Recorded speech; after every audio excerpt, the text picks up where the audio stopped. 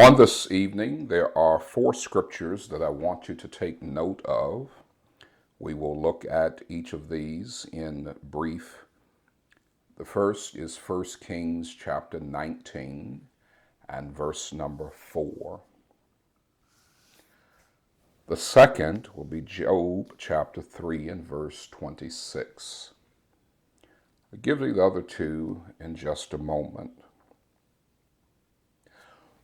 When you think about technology, your computer, your phone, your cable box or your satellite box, you think about all of these different electronics, sometimes it seems like they have a mind of their own. And often they start working a little funny. Things are not operating the way they need to operate.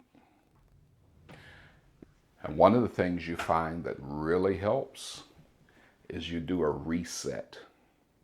It may be pushing that little red button on the back, may be unplugging the power. In the case of your phone, it may be powering the phone down. But a reset often helps to fix whatever bug or problem otherwise being experienced. If we understand the concept of a reset when it comes to our technology, have we ever thought about a reset when it comes to our life experiences? We all want to experience joy, and we find that our minds and our feelings are not always in line with joy. How about a reset? Please know that if you experience life's pains and problems, you get discouraged or even depressed, you're not the first person and you're not the last. That's important to note because many people have a tendency to feel that this is just me. No one understands. Did you know that Elijah, who was able to perform miracles, that Elijah found himself depressed? In 1 Kings chapter 19 and verse 4, he says, I have had enough, Lord. How many of you all have ever thought you've just had enough? He says, it is enough now, O Lord, take away my life, for I am not better than my fathers. Job, in all that he had, experienced discouragement and depression. In Job chapter 3 and verse number 26, it was Job who said, I am not at ease, nor am I quiet. I have no rest, for trouble comes. Again, I want you to see that these great people of God experienced discouragement and depression. Because people have a tendency to feel that it's just me. No one understands my pain. No one understands my problems. The great man of God by the name of David in Psalms 38 and verse number 4. David says, for my iniquities have gone over my head. Like a heavy burden, they are too heavy for me. In other words, he was feeling guilt. He was feeling overwhelmed. You know anything about Jonah? In Jonah chapter 4 and verse number 3, Jonah didn't like some things that God had done, which basically was showing grace and mercy to Nineveh. He was so upset with God that Jonah said, in response to God's grace and mercy to Nineveh, he says, oh Lord, please take my life. For it's better for me to die than to live. That's Jonah 4 verse 3. I wanted you to see this about Elijah, about Job, about David, and about Jonah to again illustrate that we all have those moments where we feel down, we feel discouraged, we feel overwhelmed. Or perhaps we find ourselves, like Jonah, not happy with something that God has determined to do or not do. Life is full of anxiety and uncertainty and frustrations. But how do we move to experiencing that joy? Well, there are some things that we might want to consider.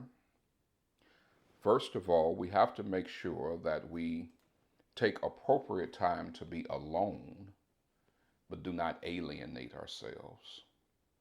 Remember, we talked about Elijah. Elijah alienated the people around him, and he found himself spending time alone with God. But there's a difference between alone time and alienation. Alone time may be your time to collect your thoughts and process your feelings. But alienation is when you abandon people, your resources, and those who can help you. Elijah had a servant, and he left his servant and ran off into the wilderness. So take appropriate alone time, but don't alienate your resources. Second, spend time in solitude, but don't self-isolate. Under the same concept, but remember that God has made us to be social creatures. We need other people. And God blesses us through people. And you never know who his angel is that he's using to minister to your life. But here are some practical things that we all can do. Number one, think about something to be thankful for. Almost every week, Mr. Heath shares with us the importance of gratitude. That is not just a thought from psychology, that is rooted in Scripture.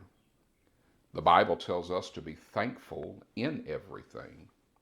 Not that we're thankful for everything, but we're thankful in everything because God is holding us up through the pains and problems of life. But we're also thankful in everything because when we go through pains and have problems, it's so easy to focus on the pain and focus on the problems that we're not counting our blessings and all of the things that we have going for us. So always try to find something to be thankful for. In addition to that, find something to do. Do you know that activity helps us to de-stress? Good hobbies, good activities.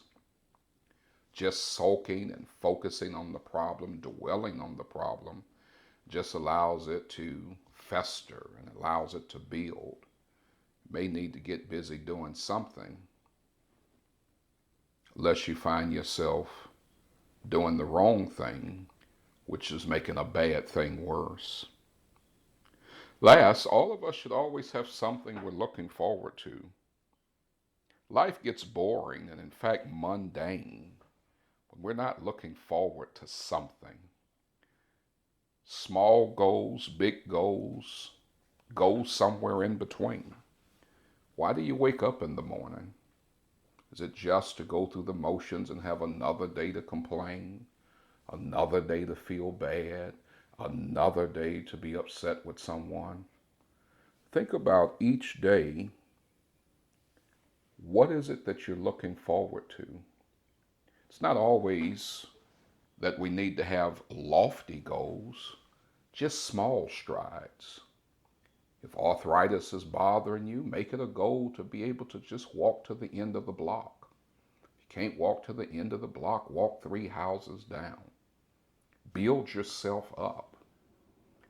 Bills are troubling you, make it a goal to just pay 1 bill down.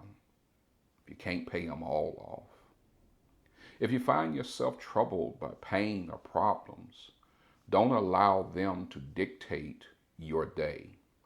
Find something, even if it's just listening to a bird sing, reminiscing on good times in your life, maybe calling someone and thanking them for how they blessed you in some kind of way. There's so much within our power to truly experience joy. Pain and problems are there whether we want them or not. But just because we have them doesn't mean that they have to have us. This has been another installment of A Few Minutes with the Minister.